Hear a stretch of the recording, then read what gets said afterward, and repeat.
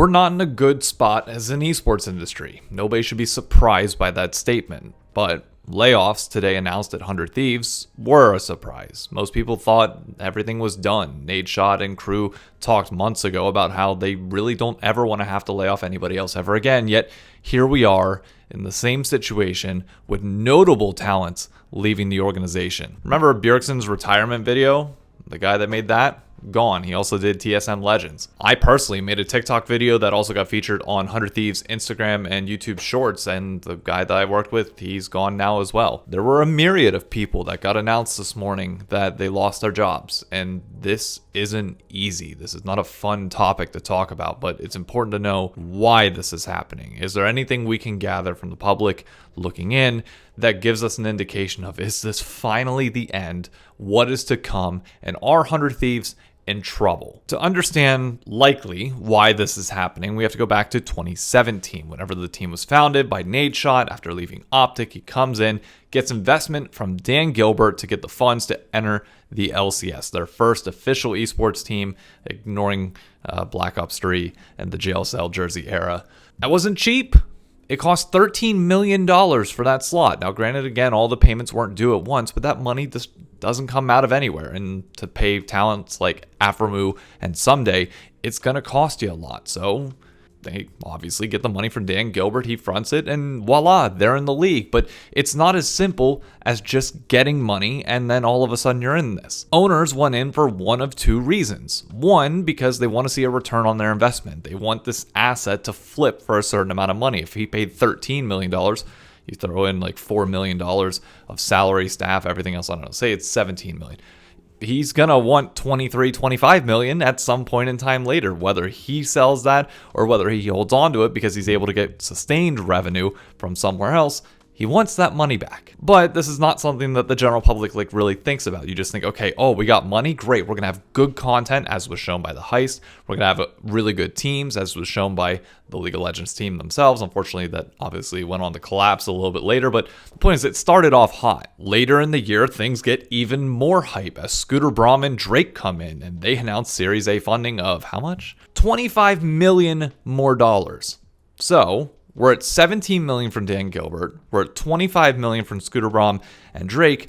That's now starting to look like a hefty price tag, where that money, again, has to be earned back in some way, shape, or form. Whether it's by selling 100 Thieves, which no 100 Thieves fan wants, or by making enough money to overcome that and pay it back. Skip to 2019. Series B funding happens. We're now adding an additional $35 million to that group. So from the outside looking in, 100 Thieves is at their peak at that moment. You're having apparel drops that are selling out in seconds. You're having esports teams that are doing at least decently well, or at least have like a decent name for themselves. Obviously, they kind of went through a dip in 2019 and would eventually rebound as time went on. Over time, they would go on to win a Call of Duty World Championship. They would go on to win an LCS title. Things were looking promising, but the problem is, in esports, that's a really big price tag. Really, really big. And as much as people want to meme on 100 Thieves for being a hoodie org, one, at least they were selling hoodies and getting revenue and also getting sponsorships for things like the Cash App Compound and Lexus and, I mean, you name the sponsors that they've had over the past few years. Great. They're not that price tag worth.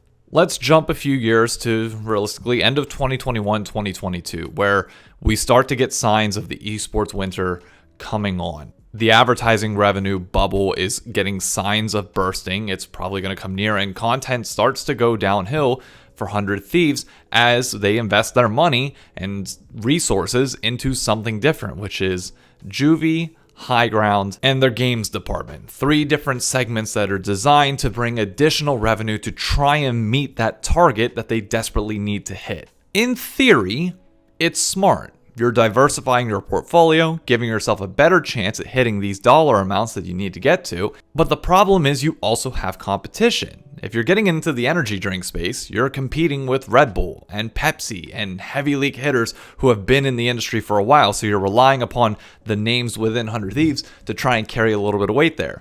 And it's safe to say, in hindsight, that didn't work. When it comes to the game studio itself, that's a lot of time, a lot of resources, a lot of money to be able to try and get a game off the ground. But it's also, once again, a sign that, they might have needed more help than we thought. The problem with receiving all this investment is that at some point in time it comes due. We've established that. But what's the normal timetable? Typically about 5 years, give or take. 2018, 5 years out, is 2023, right where we're at now.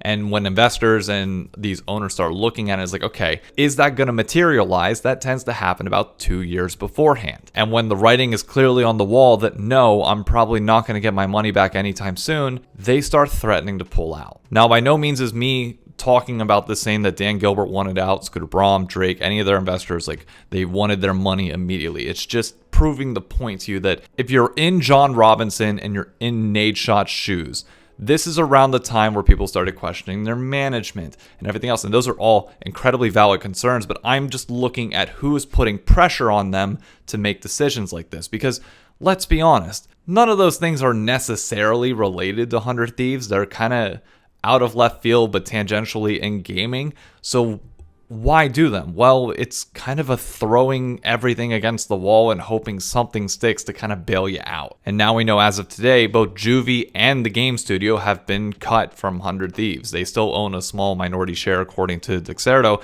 but 100 Thieves is basically cutting ties with them more or less. They probably got a little bit of cash for selling them to whoever they're going to next, unless the company themselves like bought 100 Thieves out for majority share. But nevertheless, 100 Thieves recouped a little bit of their cost that they sunk into it and are wiping their hands clean. So it brings us back to the question at hand today. Why the layoffs? Well, about 3 months ago, John Robinson announced on a podcast with Nate Schott and Malk that every business segment was going to be targeted to make sure they hit profitability come the end of 24. This is not an easy task. In a world where, quite frankly, their revenues are not going up, and I don't see a world where that changes anytime soon, there's only one other option, and that is slash salaries and slash labor, or get rid of the facility and slash overhead on that side. Like management can take the hit, or players and personnel below them can take the hit instead. Now, from an esports point of view in the LCS, obviously salaries this year are going to be lower than they ever have been. We've seen multiple reports of that from Travis Gafford, LCS Eevee, and many others. So yeah, they're saving some costs there, but even then, it's likely still not enough. That Cash App compound doesn't run itself, and the people in there that are tied to the marketing and content of the organization, that costs money too. So it's been about 3 months since that video, and now all the layoffs were announced. So clearly this is part of that plan for them to hit profitability by the end of next year. I gave Evil Geniuses a lot of crap on social media yesterday, saying that management does bear the responsibility of these layoffs because you didn't properly plan for the future. You were wrong in your predictions. You sold somebody a false dream, and because of that, everybody else has to pay the price of your decisions. And that still holds true here. Nate Schott and John Robinson do bear the overwhelming weight of this responsibility and the weight for people losing their jobs. And I know they both know that. You don't need me saying that for them to understand it, and they talked about that publicly. But the question becomes, what could they have done differently? And really, there's only one answer. You shouldn't have taken the money. I get 100 Thieves would not be the brand they are today without that, sure. And probably long-term, 100 Thieves as a brand will end up being fine. But there's no denying that this is a black hole in the org's history where they just threw money everywhere to try and see if anything would hit because they took on so much, promised so much to people, and couldn't deliver on that. As it turns out, esports is a content business, and the only revenue that you have right now is sponsorships. And when content went to crap because you were trying to make anything else profitable, you basically went back even further. Like, they're in a worse spot now than they were in 2018. Sure, they have land and some assets with the compound, but like their content is in the ground at the moment, at least on YouTube for League of Legends. Other socials, sure, TikTok might be doing decent, but like YouTube's your moneymaker. Always has been, always will be, and it's nowhere to be found. John Robinson put out several tweets today talking about this entire situation, how they're going to go back to focusing on esports,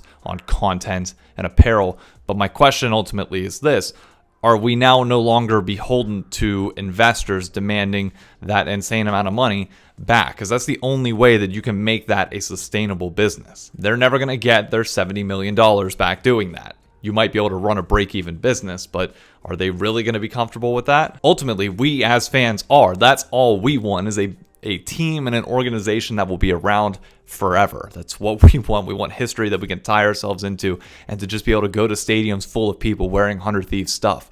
That's what I want. It's what everybody else wants. But the problem is, it's also not 2018 anymore. Your content, as I just pointed out, isn't the same. Your apparel, I don't know if the latest drop entirely sold out, but I can tell you the drops in general are not selling out with the veracity and with the quickness that they once did. Like, it is now a different world. Esports, I mean, look, salaries are dropping. I think that'll ultimately be fine. As you can run a sustainable LCS program right now on bare minimum salaries if you truly wanted to, and TSM did that last split, so that part's doable. But the final question becomes, what's the ceiling here? And the answer, honestly, I don't know. It's a problem that nobody has an answer to in esports. It's a problem that, I mean, even just as of a little bit ago, the WWE and Fox announced that like they're not going to continue to have their show together because fans weren't paying enough to make the deal worth it for them. If you're in esports to make money, that ain't gonna happen. I've got my thoughts on how to get there, mostly tied with geolocation and trying to actually get people tangibly out to a spot to make sure that they can consistently contribute to a local economy and a local team like that. I don't think that's possible with 100 Thieves, barring like the LA Thieves, but like for your League of Legends program, I just don't. Nobody's branded themselves like that, and I don't see that starting anytime soon. So once again, you're just relying on sponsorship revenue on content.